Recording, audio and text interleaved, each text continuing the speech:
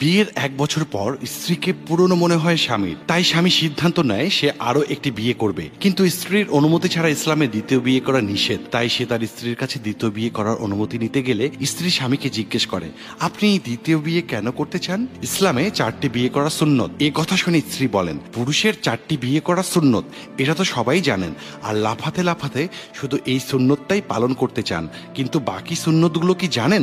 জানেন না। তাহলে এখন মন দিয়ে শুনুন, তারপরে দ্বিতীয় বিয়ে করার সিদ্ধান্ত নেবেন। শোনেন, বয়স্ক মহিলাকে বিয়ে করা সুন্নত, ডিভোর্সি নারীকে বিবাহ করা সুন্নত, বিধবা নারীকে বিবাহ করা সুন্নত, স্ত্রীর সাথে রান্না করার কাজে, পরিষ্কারের কাজে, ধোয়া মোছার কাজে সহায়তা করা সুন্নত, ভালোবাসার বহিঃপ্রকাশ হিসেবে স্ত্রীকে মুখে খাবার তুলে খাওয়ানো সুন্নত, স্ত্রীর প্রতি ভালোবাসা এবং শ্রদ্ধা প্রকাশ করা সুন্নত, স্ত্রীর ভুল ক্ষমা করা সুন্নত, স্ত্রীর জন্য নিজেকে পরিচ্ছন্ন রাখা সুন্নত, স্ত্রীর অনুভূতিগুলো জানার চেষ্টা